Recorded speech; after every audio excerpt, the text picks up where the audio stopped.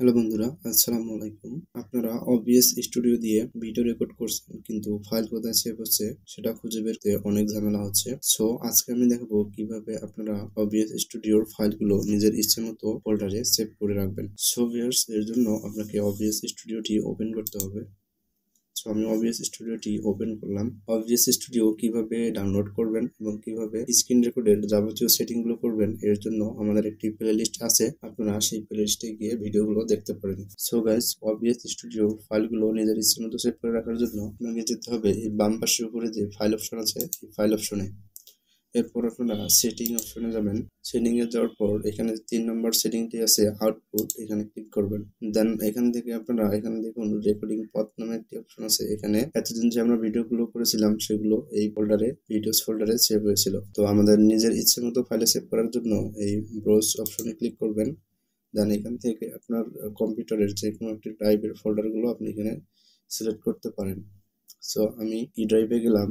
So আপনারা যদি এই ফোল্ডারগুলোর যে কোনো একটার মধ্যে সেভ করতে চান, যেমন এখানে দেখুন মুভি ক্লিপ একটা ফোল্ডার আছে, জাস্ট আমি এখানে ক্লিক করব, করে সিলেক্ট ফোল্ডার দিলেই কিন্তু আমার এই ফোল্ডারটি এখানে দেখুন এই যে মুভি ক্লিপ সেভ হয়ে গেল। দেন আমরা এখান থেকে অ্যাপ্লাই দিয়ে ওকে দিব, আমাদের সেটিংটি কমপ্লিট হয়ে গেল। কিন্তু কথা হচ্ছে, আপনি যদি OBS এর জন্য আলাদা করে একটি ফোল্ডার তৈরি করেন তাহলে এখান থেকে আপনাকে মিনিমাইজ করে বের হয়ে আসতে হবে।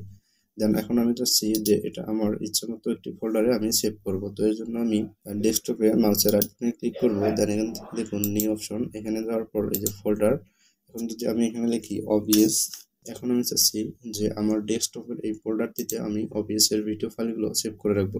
সো এর জন্য আবার আপনাকে যেতে হবে OBS স্টুডিওতে। দেন তারপর আবার এই ফাইলে যাবেন, যাওয়ার পর সেটিং অপশনে ক্লিক করবেন। দেন এখান থেকে আউটপুটে যাবেন। সো গাইস, আউটপুটে আসার পর আগে আমরা সেভ করেছি মুভি ক্লিপে, এখন আমরা সেভ করব আমার ডেস্কটপের একটি ফোল্ডারে, যাতে ভিডিওগুলো পেতে আপনার অনেক সহজ হয়। সো আমি আবার এই যে ব্রাউজ অপশনে ক্লিক করব। দেন এখান থেকে আমি এই যে ডেস্কটপে ক্লিক করব, এখানে দেখুন OBS ভিডিও। সো এই ভিডিও ফোল্ডারটিকে সিলেক্ট করে আমি সিলেক্ট ফোল্ডারে করব।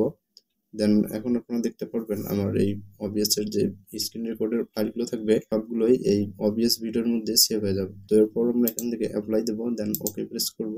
এখন আমরা একটি ভিডিও করে দেখবো আমাদের ভিডিওগুলো কোথায় সেভ হচ্ছে। সেই জন্য আমি যে স্টার্ট রেকর্ডিং ক্লিক করব। এখানে দেখুন আমাদের স্ক্রিনটি রেকর্ড হচ্ছে। সো আমি স্টপ রেকর্ডিং করতেছি। দেন এখন আমরা এখান থেকে বের হয়ে যাব। এরপর OBS ভিডিও ফোল্ডারটি ওপেন করব। এরপর দেখুন আমাদের ভিডিওটি এই ফোল্ডারে সেভ হয়েছে। সো ভিউয়ার্স, এই ছিল আজকের ভিডিও। ভিডিওটি ভালো লাগলে অবশ্যই ভিডিওতে একটি লাইক দিবেন, আর এরকম ভিডিও পাওয়ার জন্য অবশ্যই আমাদের চ্যানেলটিকে সাবস্ক্রাইব করে আমাদের সাথেই থাকবেন। Thanks for watching this video.